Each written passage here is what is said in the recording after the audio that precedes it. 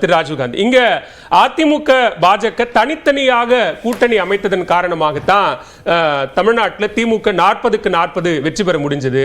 ஒருவேளை அந்த கூட்டணி ஒன்றிணைந்து இருந்திருந்தால், வலுவான எதிரணியாக திமுகவுக்கு எதிராக நின்றிருந்தால் திமுகவால் இங்க வெற்றி பெற்றிருக்கவே முடியாது அப்படின்னு சொல்றாங்க. நியூஸ் 18 தொலைக்காட்சி, தமிழ்நாட்டுக்குரிய ஜனநாயகத்தை விரும்புகிற தொலைக்காட்சிகள் எல்லாம் இதை விவாத பொருளாக நடத்த வேண்டும், இதுதான் விவாதமாக மாற வேண்டும் என்பது ஏற்கனவே தேர்தலுக்கு முன்பே பாஜகவும் அதிமுக தலைமையும் திட்டமிடப்பட்ட ஒன்று. இது அதனால தான் இப்போ தனித்தனியாக ஓட்டை வாங்குவோம், மைனாரிட்டி ஓட்டை நீங்கள் கொஞ்சம் வாங்குங்க, டிஎம்கே எதிர்ப்பு ஓட்டை நீங்கள் கொஞ்சம் நாங்கள் கொஞ்சம் வாங்கிக்குவோம், 2 கணக்கை கூட்டினா இவ்வளோ வருங்கிற 2 ஆண்டு காலம் அதை பேசுவோம், மக்கள் மன்றத்தை கருத்துருவாக்கம் செய்வோம். திமுக ஒன்று வீழ்த்த முடியாத கட்சி இல்லை, நம்மளாம் ஒன்று சேர்ந்தா வீழ்த்தி இருக்கலாம்னு இதை 2 மாதங்களுக்கு முன்பே நாங்கள் மேடைகளை சொன்னோம். இது கள்ள கூட்டணி. இப்போ அதை நாங்கள் விவசாய சட்டத்துக்காக வெளியே வந்தோம், சிஏக்காக வெளியே வந்தோம் அப்படின்னு ஒருத்தர் பேசுவார், ஒருத்தர் இல்லைங்க அண்ணாமலை பிடிக்கலையும் பேசுவார். அவர்களுக்கு இன்னும் ஒரு காமன் மினிமம் ப்ரோக்ராம், ஒரு அண்டர்ஸ்டாண்டிங் இருக்குது. ஒரு அண்ணாமலை திட்டுவார், ஒரு அக்கா தமிழிசைக்கா வந்திருக்காங்க, ஒரு பாஜக ஆதரிப்பார், ஒருத்தர் வேலுமணி திட்டுவார், எடப்பாடி ஆதரிப்பார், கிட்ட உதயகுமார் ஆதரிப்பார். இது இவர்கள் திட்டமிடப்பட்டு தங்கள் தோல்விக்கான காரணத்தை தேடி வகிற விழுக்காடு நம்மளாம் ஒன்று சேர்ந்தா திமுக வீழ்த்தலாம் என்ற கருத்துருவாக்கத்தை மக்கள் மன்றத்தில் விதைக்கிறதுக்காக தான் இவங்க பாஜக கூட்டணியா இருக்கும் போது அந்த கூட்டணி மீதான விமர்சனத்தை திமுக வச்சது. கூட்டணி இல்ல அப்படின்னு அதிகாரப்பூர்வமா சொல்லி 24 இல்ல 26 இல்ல அப்படின்னு பிரிஞ்ச பிறகு அதை கள்ள கூட்டணி அப்படிங்கிற ஒரு விமர்சனத்தை முன்வைக்கிறது. அதெல்லாம் தாண்டி தானே வேற வருவோம். வெற்றி விழுக்காடுகள் அடுத்து வர்றேன். யார் வெல்ல போறாங்க, தேர்தல் மாறும், களத்தின் சூழல் பொறுத்து மாறும். ஏன் கள்ள கூட்டணி சொன்னா எஸ்பி வேலுமணி யாருங்க? அவர் யாருங்க எஸ்பி வேலுமணி? முன்னாள் அமைச்சர் அந்த கட்சி அதிமுகவுடைய கொறடா. அப்படி என்றால் சட்டமன்ற உறுப்பினர்களை ஓட்டு போட வைக்கக்கூடிய உயரிய பதவி. அவர் என்ன சொல்றாரு இன்னைக்கு? என்ன சொல்றாரு? கூட்டணி எதற்காக வெளியே வந்தோம்? அண்ணாமலையே பேச்சுக்காக. ஆனா நீங்க என்ன சொன்னீங்க? இத்தனை நாள் டிபேட் நடத்துனீங்க, இந்த சிறுபான்மைக்கு எதிராக என்பதற்கு மன்னிப்பு கேட்டுக்கொள்கிறோம், நாங்கள் மோடி ஆதரிப்பதற்காக இஸ்லாமியர்களை எங்களை மன்னியுங்கள், நாங்கள் புனிதமானவர்கள், இனிமே தவறே நடக்க மாட்டேன்னு சொல்லி 1 மாசம் கூட முடியல.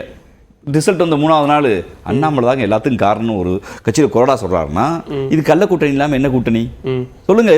கூட்டணி வைக்கலன்னு வருத்தத்தை வெளிப்படுத்தல. அப்படி கூட்டணி அமைந்திருந்தால் அந்த இடங்களில் நாங்கள் வெற்றி பெற்று அந்த டிபேட்டே வந்திருக்க கூடாது. அப்படி அந்த கூட்டணி அமையாமல் போனதற்கு அண்ணாமலை தான் காரணம். அதாவது அப்ப நீங்க அண்ணாமலை காரணத்துக்காக தான் கூட்டணி அமையலைன்னு சொல்லணும். நாங்க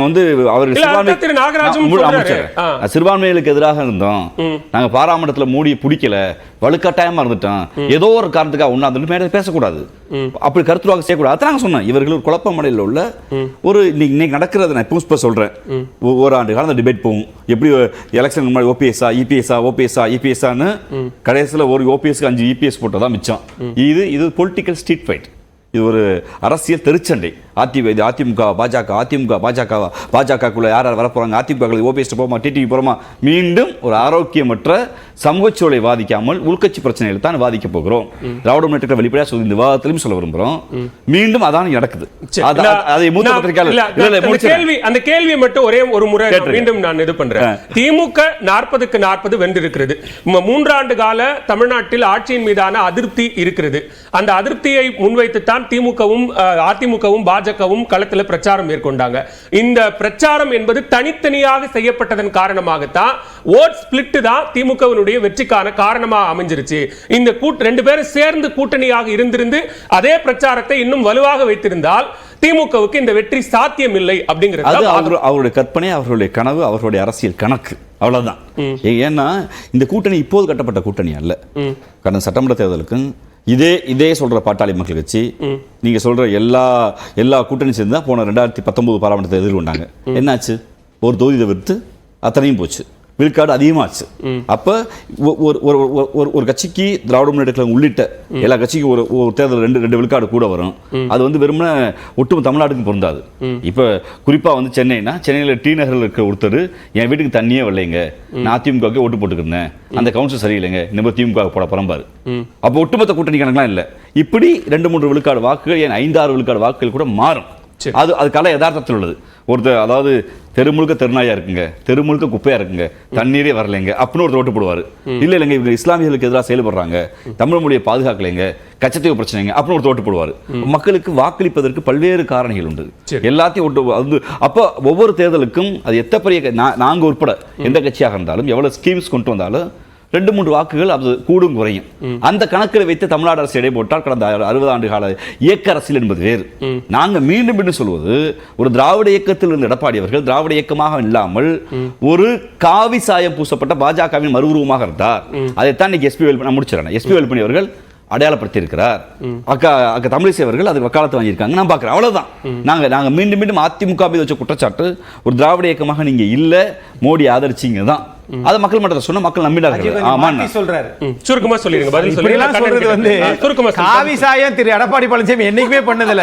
ஓபிஎஸ் தான் உத்தரப்பிரதேசல போய் காவி வேட்டி கட்டி இது பண்ணாரு ஒழிய திரு எடப்பாடி பழனிசாமி இப்படி எல்லாம் சொல்றது நீங்க தான் வெற்றி பெற்றுட்டீங்களே. நீங்க சொல்ற திரு ஓ பன்னீர்செல்வம் தான் இன்னைக்கு ஒருங்கிணைனோம். தொடர் தோல்விகளுக்கு நம்ம தொண்டர்களுக்கு தொடர் தோல்விகளை நம்ம பரிசா கொடுத்துக்கிட்டே இருக்க முடியாது. அது தலைவர்கள் சொல்றாங்க சார். பெரிய பெரிய தலைவர்கள், முதலமைச்சர், முன்னாள் முதலமைச்சர்கள் அவங்க முடிவெடுப்பாங்க. சொல்லிட்டே இருக்க முடியாது. இதே காரணத்தை எல்லா தோல்விகளுக்கும் இதே காரணமா சொல்ல முடியாது. அதிமுகவின் எந்த தலைவரும் அப்படி சொல்ல முடியாது சார். ராஜீவ் காந்தி சொன்னது அவருடைய ஆசைக்கு சொல்றாரு. திரு ஓ பன்னீர்செல்வத்தினுடைய அறிக்கையை படிச்சிருப்பீங்கன்னு நினைக்கிறேன். தொடர் தோல்விகளையே நம்ம தொண்டர்களுக்கு சொன்னது இதுக்கு காரணமா சொல்லக்கூடாது சொல்லி எடப்பாடி பழனிசாமி சொன்னது சரியா தவறா?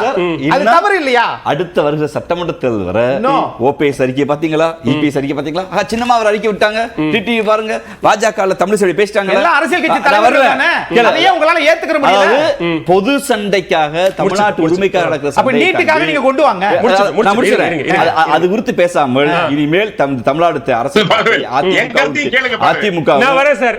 நான் முடிச்சறேன். ராராஜன் கண்ணனுடைய முதற்கட்ட பார்வை வாங்கிட்டு அதிமுக பாஜக எப்படி நகர்த்தும் என்றால், நாம் சேர்ந்திருந்தால் திமுக வீழ்த்த முடியும்.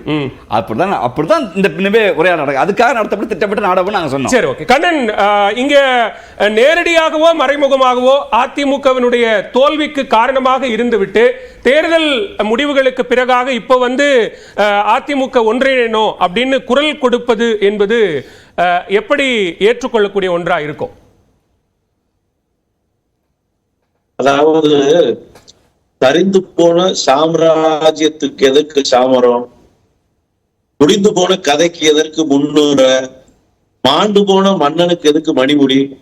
அது மாதிரி தோல்வியவே தொடர்ந்து பரிசீலிக்கிற பழனிசாமிக்கு எதற்கு கட்சி? தொடர் தோல்வியா, தொடர்ந்து தோல்வியா? இதை சுட்டி காட்டி இந்த தோல்வியை தொடரக்கூடாது, அதிமுக பலகீனப்பட்டு இருக்கிறது, பிரிந்திருக்கிறது, பிளந்து கிடக்கிறது, பலகீனப்பட்டிருக்கிறது, இது தொடர் தோல்வியை சந்தித்துக் கொண்டிருக்கிறது. தொடர் தோல்வின்னு சொல்லும் போது அதுல சட்டமன்ற தேர்தல் வரைக்கும் திரு ஓ பன்னீர்செல்வத்துக்கும் பங்கு இருக்கு. கண்டிப்பா பங்கு இருக்கு. எப்பொழுது பங்கு இருக்கு? தேர்தலை சந்திக்கும் போதுல இருந்து இல்ல. என்னைக்கு பழனிசாமியை முன்னிலைப்படுத்தி தேர்தலை சந்திக்க ஆரம்பித்தோமோ அன்றிலிருந்தே பங்கு இருக்கிறது. அந்த தவறை நாங்கள் செய்தது மாபெரும் தவறு, பாவம்ங்கிறதவே ஐயா ஓபிஎஸ் ஏற்கனவே சொல்லியிருக்கிறார். மகா பாவத்தை நான் செய்திருக்கிறேன் என்று சொல்லியிருக்கிறார். இந்த பழனிசாமி முகத்தை காட்டுன அன்றிலிருந்தே இன்று வரை தொடரும் தோல்விகள் தான். இந்த தோல்வி தொடர்ந்து கொண்டே இருக்கிறது. 8 தோல்வி பழனிசாமி, 8 தோல்வி எடப்பாடி, அப்புறம் 10 தோல்வி பழனிசாமி, இப்ப வாசவுட்டு பழனிசாமின்னு நிக்கிறாரு இந்த கட்சியை. இப்படி ஒரு அழிவு பாதை இதுவரைக்கும் அதிமுக சந்திச்சதே இல்லை.